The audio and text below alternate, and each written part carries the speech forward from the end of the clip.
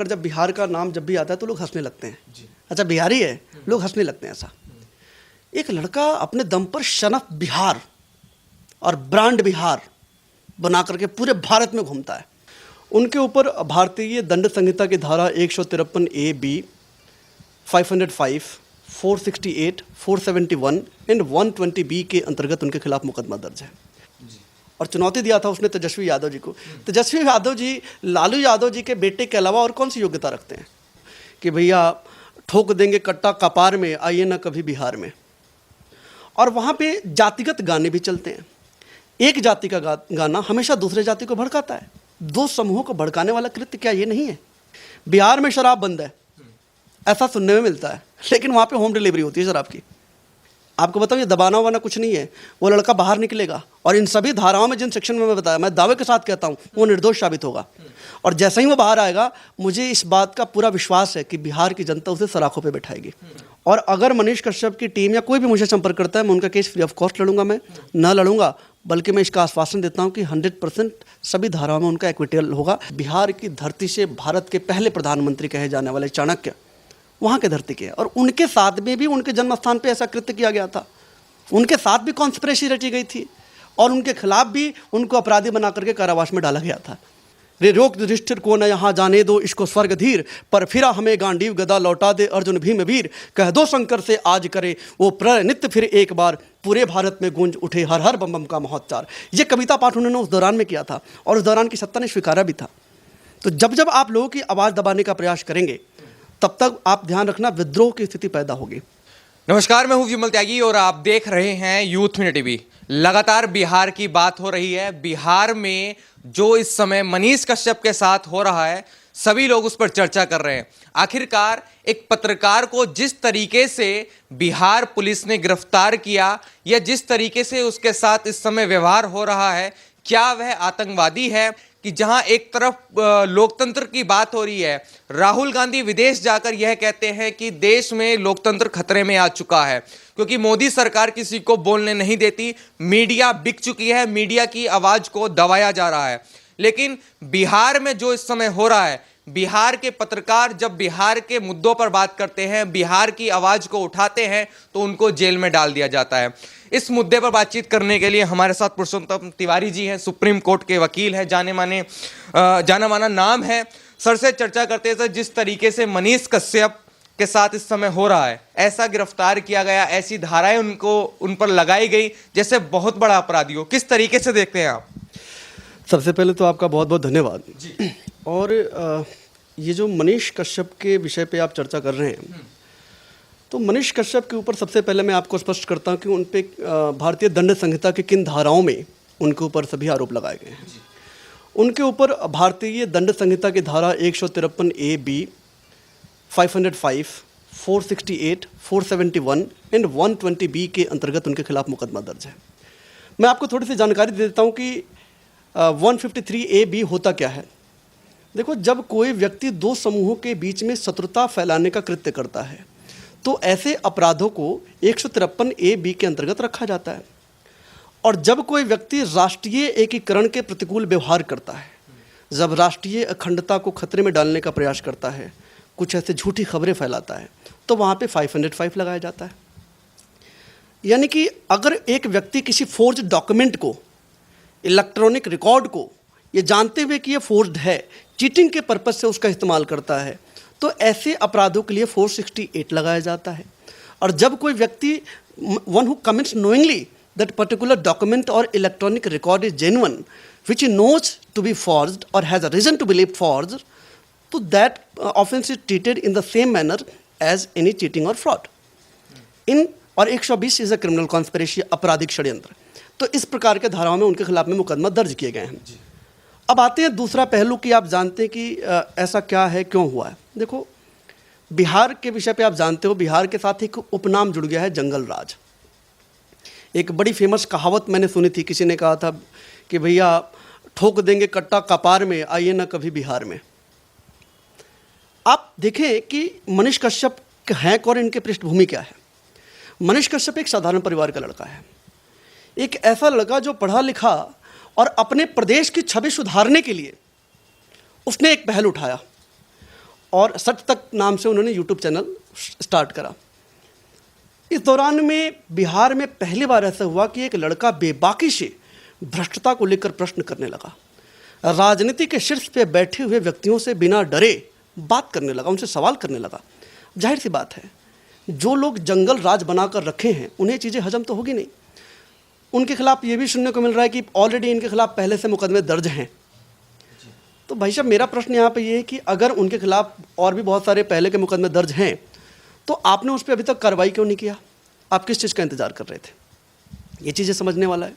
दूसरा विषय, जिन अपराधों में आपने उनके खिलाफ में डाला है कि दो समूहों के बीच में इन्होंने नफरत और कुछ वैसा फैलाने का प्रयास किया। आपको पता है बिहार में एक चलन है, वहाँ पे हमेशा जातिगत राजनीति को प्राथमिकता दी जाती है और वहाँ पे जातिगत गाने भी चलते हैं। एक जाति का गाना हमेशा दूसरे जाति को भड़काता है। दो समूहों को भड़काने वाला कृत्य क्या ये नहीं है? क्या यहाँ पे आप आपराधिक मुकदमा दर्ज नहीं करवा सकते हैं? तो यह पूरी तरीके से राजनीति से ओतप्रोत मुकदमा है, ऐसा मेरा मानना है। अच्छा, राजनीति से आप इसका संबंध जोड़ें, लेकिन जिस तरीके से अभी बिहार के हालात हैं, तेजस्वी उनका कहना है एक तरह से माहौल ये विपक्ष की तरफ से कि मनीष कश्यप की जो भाषा है वो एक विपक्ष की भूमिका निभा रही है। तेजस्वी यादव को चुनौती देते हैं कि मैं अगर 2025 में आपको सीएम बनने नहीं दूंगा, आपको 180 दिन में आपकी सरकार गिरा दूंगा। तो क्या वो बीजेपी का सपोर्ट है या किसी जो लालू यादव का परिवार के विरोधी हैं, नीतीश के विरोधी हैं, उनका सपोर्ट मनीष कश्यप को हो सकता है? मनीष कश्यप किसी पार्टी विशेष का नुमाइंदा या किसी पार्टी विशेष का विरोधी नहीं है। मनीष कश्यप ने प्रश्न करना शुरू कर दिया। आपके भ्रष्टता के ऊपर प्रश्न पूछेगा तो बीजेपी का हो गया, आपके नाकामियों के ऊपर प्रश्न पूछेगा तो बीजेपी का हो गया, आपके शराबबंदी के नाम से किए गए खेल को प्रश्न करेगा तो बीजेपी का हो गया। आप चलिए, प्रत्यक्षम किम प्रमाणम, आप प्रत्यक्ष एक चीज़ देख लीजिए। बिहार में शराब बंद है ऐसा सुनने में मिलता है, लेकिन वहाँ पे होम डिलीवरी होती है शराब की। कैसे हो रहा है सारी चीज़, ज़रा बताएंगे आप? ये प्रश्न पूछने की हिमाकत कर दिया उसने ना। आप ये समझो कि एक बनी एक जो पुरानी चली आ रही है एक तंत्र, जिसमें जंगल राज उपनाम दे दिया गया, अपराध की गढ़, तो वहाँ पे एक लड़का उभरता है, नौजवान लड़का, और अपने दम पे एक साधारण परिवार का है। अगर मनीष कश्यप किसी मंत्री का बेटा होता तो हिम्मत होती किसी की दर्ज कर दे कोई एफआईआर? कोई बड़ा व्यक्ति होता, कोई दर्ज कर सकता था एफआईआर? मनीष कश्यप एक साधारण परिवार का बेटा है, जिसके जाने के बाद में उसके पीछे से उसके माँ बाप परेशान हो सकते हैं, या एक हर वो आम परिवार जो विपदा से गुजरता है कोर्ट कचहरी में जाने के बाद में, ठीक लगभग ऐसी स्थिति है मनीष कश्यप की। तो इसलिए आपने उसे परेशान कर दिया। आपको मैं बता दूं, बिहार के कुछ ऐसे लोग भी हैं जिन्होंने तमिलनाडु वाला विषय जिसको लेकर के मनीष कश्यप को घेरा जा रहा है, उस विषय पर उन्होंने वीडियो भी शेयर करा और कहा है कि आपकी हिम्मत हो तो आप केस कर दो हमारे ऊपर। ट्वीट करा उन्होंने इस चीज़ को लेकर के। दूसरा विषय मैं आपको बताता हूँ कि तमिलनाडु वाला विषय जो मनीष कश्यप ने कहा, भाई ये बात सही भी है। दरअसल विषय ये है कि रोजगार के दृष्टिकोण से बिहार के लोग जाते हैं अलग अलग राज्यों में, क्योंकि बिहार में रोजगार नहीं है। यद्यपि आपको बताऊं, सब चीज़ के जिम्मेदार बिहार के लोग ही हैं। तो जब जाते हैं तो तमिलनाडु में वहाँ के जो लोकल मजदूर हैं वो 700-800 दिहाड़ी लेते हैं, और ये गए बेचारे तो पेट की मार, भूख की मार ने इन्हें मजबूर कर दिया। इन्होंने 500 में करना शुरू कर दिया, 400 में करना शुरू कर दिया। तो इन सब चीज़ों को लेकर के वहाँ के जो स्थानीय लोग थे उन लोगों ने इनके साथ मारपिटाई करना शुरू कर दिया। मनीष कश्यप ने जब इसको दिखाया, देखो बाकी बहुत सारे विषयों पे जो जिस पे मैं जानकारी नहीं है मैं बोलूँगा नहीं, लेकिन जो आप जिस वीडियो को लेकर के आप घेर रहे हो, आप एक व्यक्ति को जितना ड्रामेटिक तरीके से आप फंसाने का प्रयास कर रहे हो, भाई साहब समय बदल गया है अब। और चुनौती दिया था उसने तेजस्वी यादव जी को। तेजस्वी यादव जी लालू यादव जी के बेटे के अलावा और कौन सी योग्यता रखते हैं? आप खुद भी जानते हो कौन सी योग्यता रखते हैं, और क्या करा उन्होंने ऐसा? आप देखें तो पिछले 30-35 वर्षों से शासन लगभग इन्हीं लोगों के मिली भगत से चल रहा है, और इसके बावजूद भी बिहार की स्थिति क्या है सबके सामने स्पष्ट है। उसको लेकर के कोई प्रश्न पूछ दिया तो अपराधी हो गया, उसको लेकर के कोई भी सही सवाल कर दे तो अपराधी हो गया। इनके मंत्रियों की लिस्ट देखिए कि इनके खिलाफ मुकदमा दर्ज है कि नहीं है। अपराधियों का पूरा गढ़ बना दिया इन लोगों ने। अब बिहार में भी जाकर के दे दीजिए, देखिए आए दिन मर्डर होते हैं, पुलिस उनको तो नहीं पकड़ती है। एक लड़के ने प्रश्न क्या कर दिया, इतनी आग लग गई कि आपने उसको टेररिस्ट बना दिया। तो मुझे लगता है कि अब यहाँ पे विचार करना चाहिए, क्योंकि राजनीति से ओतप्रोत है। लोकतंत्र की बात हो रही थी कि लोकतंत्र खतरे में है, तो क्या लगता है बिहार में लोकतंत्र जिंदा है क्या आज के समय? देखिए, ऐसा नहीं है कि लोकतंत्र खत्म हो गया है, लोकतंत्र है तभी तो आप बोल रहे हो, लोकतंत्र है तभी तो मैं बोल रहा हूँ। लेकिन हमें यहाँ पे ये विचार करना है कि बिहार में जिस हिसाब से एक आवाज़ को दबाया जा रहा है, आपको बताऊँ ये दबाना वाना कुछ नहीं है, वो लड़का बाहर निकलेगा और इन सभी धाराओं में जिन सेक्शन में मैं बताया, मैं दावे के साथ कहता हूँ वो निर्दोष साबित होगा। और जैसे ही वो बाहर आएगा, मुझे इस बात का पूरा विश्वास है कि बिहार की जनता उसे सलाखों पे बैठाएगी और बिहार की जनता प्रतिनिधिमंडल की रूपरेखा बदलने के लिए अब तैयार भी है। वो समय गया। ये लोग जाति के नाम पर, एक वर्ग समूह के नाम पर इन लोगों ने राजनीति करा, आज भी कर रहे हैं। कोई यादव जी है तो कोई पंडित जी है, ये क्या तरीका है? उसका नाम त्रिपुरारी तिवारी, तो क्या अपराध है त्रिपुरारी तिवारी नाम होना? अपराध है। मनीष कश्यप, कश्यप गोत्र है, लगा लिया उन्होंने, ये कोई अपराध तो नहीं है। लेकिन इन्होंने कैसे प्रस्तुत करा जी? क्या अपनी नाकामी को लेकर कोई चर्चा करेंगे कि आप क्रिकेट में गए, आपके साथ क्या हुआ? उस पर चर्चा नहीं करेंगे लोग। बस ये है कि आप प्रश्न नहीं पूछ सकते, आपको हक नहीं है प्रश्न पूछने का। दिस इज प्योरली जंगल राज, ये आपको बताता हूँ मैं। अच्छा, ये बताइए, जो फोटो वायरल हुए हैं मनीष कश्यप के जेल के और उनके खातों के जो फोटो शेयर किए गए कि इनके अकाउंट में इतने पैसे हैं, 42 लाख रुपए कहाँ से आए, तो क्या लगता है क्या दिखाना ही चाहती है सरकार? क्या इतने ऐसा कौन सा अपराध किया जो आप सेक्शन बता रहे हैं, क्या उसमें इतना बड़ा अपराध उन्होंने किया, उनके खाते सीज कर दिए जाएंगे कि अब इन 42 लाख इनके खातों में? आपको क्या लगता है क्या दिखा रही है सरकार ये सब चीज़? 6 भारतीय दंड संहिता की 6 धाराओं में यह अपराध दर्ज है और उन सभी धाराओं में अगर आप देखेंगे तो इसमें कहीं नहीं लिखा है कि किसी के अकाउंट में अगर रुपए आए हैं 42 लाख रुपए हैं। 42 लाख रुपए यार आज के समय में सीधे बता दे रहा हूँ कोई बहुत बड़ी रकम नहीं है। और ये पूछने वाले व्यक्ति के खाते में कितने हैं, क्या उन्होंने ब्यौरा दिया है? एक सब इंस्पेक्टर, एक दरोगा जी जिनकी तनख्वाह 50,000 रुपये होती है, वो 5 करोड़ की कोठी कैसे खरीदते हैं, कोई बताता है? एक मुख्यमंत्री जी इनकी तनख्वाह कितनी होती है और उनके पास में 100 करोड़ की संपत्ति कैसे आ जाती है? कोई इस विषय पे चर्चा करता है? नहीं करता है।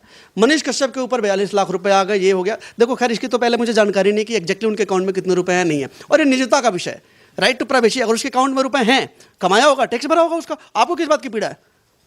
आप लोग भी तो चैनल चलाते हो, आजकल तो सोशल मीडिया प्लेटफॉर्म बन चुका है, लोगों के लिए आय का भी साधन बन चुका है। He is earning, what the problem in this? स्पष्टता मैं आपको कहूँ तो ये चीज़ समझा देना चाहता हूँ कि इस देश में कानून का राज है। Constitution are not ephemeral equities designed to pass to just only fulfill the particular intentions of the people. आपने लगा दिया, एक मंत्री श्री रामचरितमानस के ऊपर बड़बोलापन करता है, बिहार सरकार का, तेजस्वी जी का मंत्री है, क्या उससे वर्ग विशेष की भावनाएं आहत नहीं होती हैं? क्या आप वहाँ पे 153A, B और 505 नहीं लगा सकते थे? आप मंत्री के खिलाफ कार्रवाई नहीं कर सकते थे? लेकिन नहीं, वो मंत्री जी हैं, उनके खिलाफ कार्रवाई नहीं होगी। राजा का बेटा भाई साहब राजा नहीं बनेगा। अब तो परिवर्तन होगी, लोग चुनौती दे रहे हैं। उसने कहा कि मैं सरकार बदल दूंगा, हो सकता है उसकी जो भी बोला होगा, आम जनता है, वहाँ का वोटर है, वोटर सरकार बदल सकता है, क्या दिक्कत है इसमें? किसी को क्या पीड़ा है आप बताइए? और कुछ नहीं है इसमें। जो भाषा की अगर हम बात करें तो महाराष्ट्र में जैसा देखा गया, महाराष्ट्र के लोग वहाँ की भाषा को ज़्यादा वो करते हैं, गुजरात हो या मतलब और जो अदर राज्य हैं। लेकिन अगर मनीष कश्यप बिहार की बात की, तमिलनाडु में ये हो रहा है बिहारियों के साथ, अगर बिहार की बात, तो बिहार की सरकार को मनीष कश्यप को समर्थन करना चाहिए था, उनको जेल में डालना चाहिए था अगर वो बिहार की बात कर रहा है मनीष कश्यप? देखिए, मनीष कश्यप बिहार की बात कर तो रहा है, लेकिन वो बात बड़ी कड़वी है। अब जो इसके जवाबदेह हैं वो इस बात को छुपाना चाहते हैं। मनीष कश्यप कोई अनोखा नहीं है। जब कोई व्यक्ति आता है, कुछ ऐसा करने का प्रयास करता है, तो राजशीर्ष नेतृत्व में बैठे हुए लोग स्वयं को आका मान लेते हैं और उसको दबाने का प्रयास करते हैं। बल्कि मैं आपको बताऊं, इन विषयों पे मैं अपने सभी अधिवक्ता साथियों से भी अपील करना चाहूँगा कि किसी भी विषय को लेकर के आप स्पष्टता से आएँ और अपनी बातों को आप बेबाकी से रखना शुरू करें। क्योंकि जब देश हमारा गुलाम था, उस दौरान में भी, आज़ादी में भी हमारे अधिवक्ता साथियों ने ही अग्रणी भूमिका निभाई है। और आज भी राज्य की परिस्थिति बदलनी हो, राष्ट्र की परिस्थिति बदलनी हो, उसमें हमारे अधिवक्ता साथियों की भूमिका को नज़रअंदाज नहीं किया जा सकता है। तो अगर मुझे लगता है कि सभी अधिवक्ता साथियों को इसमें एकजुट होकर के, एकमत होकर के और इस विषय पे पक्ष अपना रखना चाहिए, ताकि लोगों को चीज़ें समझ में आए और सरकार की जाने वाली ये मनमाना हरकतों को लेकर के भी प्रश्न करना चाहिए। महात्मा गांधी जब हमारे यहाँ पे आए थे चंपारण की धरती से, तो वहाँ पे उन्होंने आंदोलन शुरू कर दिया। उस दौरान की सरकारों ने भी उनका दमन किया था, उस दौरान की सरकारों ने भी उनके खिलाफ में कार्रवाई किए थे। तो पता नहीं ऐसा क्या हो गया है कि वहाँ की तंत्र, वहाँ की वर्तमान की व्यवस्था हर आवाज़ को दबा देना चाहती है जो आवाज़ उन पर प्रश्न खड़ा करती है। वो चाहते कि जो चल रहा है चलते रहे। लालू यादव जी राबड़ी देवी जी, तेजस्वी यादव जी, तेज प्रताप यादव जी, उसके बाद भी उनके बच्चे होंगे, उनके पोते होंगे, सारे के सारे बिहार उनके पापा ने उनके नाम पर रजिस्ट्री कर दी। भाई ऐसा क्यों है? बल्कि आपको स्वीकारना चाहिए, विरोध की राजनीति स्वीकारनी चाहिए आपको। देखिए, मैं किसी पार्टी विशेष की बात नहीं करता हूँ, लेकिन बिहार की धरती से जन्मे रामधारी सिंह दिनकर का तो नाम आपने सुना होगा। उस दौरान में हम चीन की लड़ाई हारे थे, और चीन की लड़ाई हारने के दौरान में वो कांग्रेस से ही नामित सांसद थे। तो उन्होंने सदन में उस दौरान के सबसे बड़े हीरो पंडित जवाहरलाल नेहरू के खिलाफ में कविता पढ़ा था। रे रोक युधिष्ठिर को न यहाँ जाने दो, इसको स्वर्ग धीर, पर फिरा हमें गांडीव गदा लौटा दे अर्जुन भीम वीर, कह दो शंकर से आज करे वो प्रलय नित्य फिर एक बार, पूरे भारत में गूंज उठे हर हर बम बम का महोच्चार। ये कविता पाठ उन्होंने उस दौरान में किया था, और उस दौरान की सत्ता ने स्वीकारा भी था। तो जब जब आप लोगों की आवाज़ दबाने का प्रयास करेंगे, तब तक आप ध्यान रखना विद्रोह की स्थिति पैदा होगी, और वो विद्रोह बड़े से बड़े अहंकारी लोगों को खत्म कर चुका है।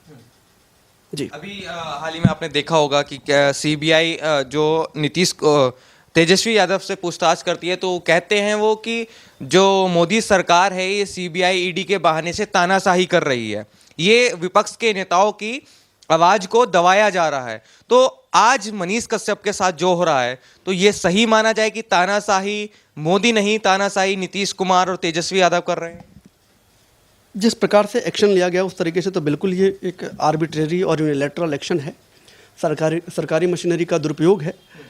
लेकिन मैं बीजेपी और मोदी जी और इन सब के विषय पे मुझे नहीं लगता कि मुझे बोलना चाहिए, और मेरा विषय नहीं है।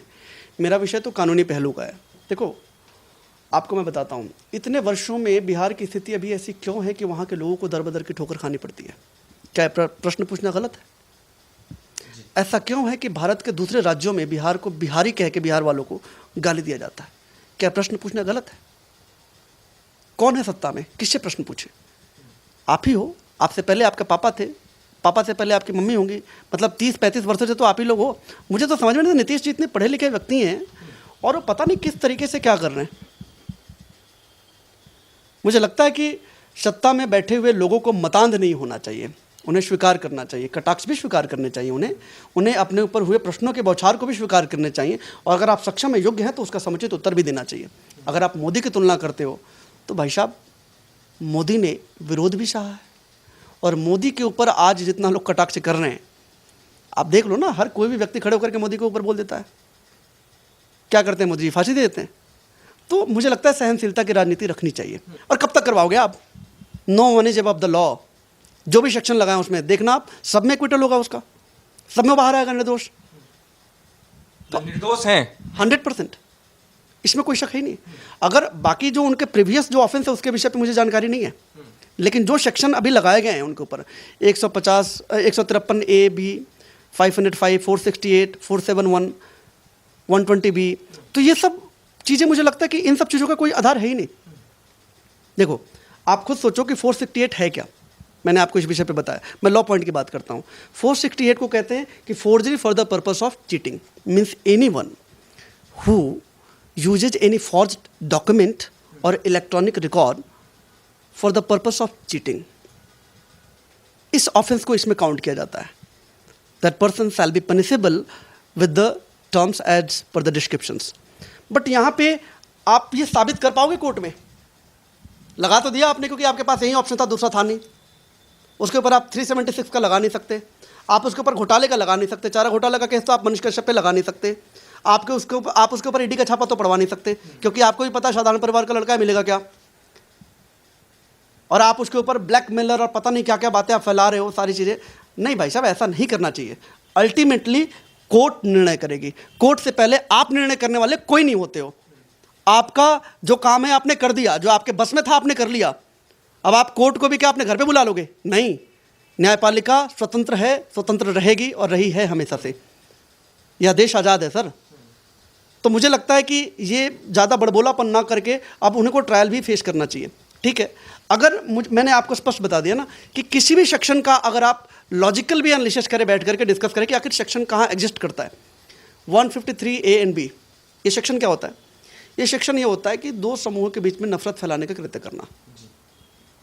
क्या करा उसने ऐसा, उस पर डिस्कस कर लीजिए। कैसे, ऐसे कौन से अपराध करे उसने? तमिलनाडु वाली वीडियो दिखा दी, ये अपराध करा। मैं कहता हूँ इस चीज़ को लेकर के कि बिहारियों को गाली दिया जाता बाहर, क्या अपराध कर दिया इसमें मैंने? क्या सच नहीं है? क्या आपने नहीं देखा है? महाराष्ट्र में क्या हुआ बिहारियों के साथ नहीं पता है? कहाँ नहीं होता है? लेकिन ये आपको हजम नहीं होगा, तो ये आपकी अपनी प्रॉब्लम है भाई साहब, उसमें मैं कुछ नहीं कर सकता या मनीष कश्यप कोई कुछ नहीं कर सकता। लेकिन सवाल तो पूछे जाएंगे सर, अब तो परिस्थिति बदल गई, प्रश्न तो पूछे जाएंगे। हाँ पूछे जाएंगे सवाल। बिल्कुल, प्रश्न अच्छा, पूछे जाएंगे। आपने अभी कहा था कि मनीष कश्यप का मैं समर्थन करता हूं, उनके लिए केस फ्री में लड़ूंगा।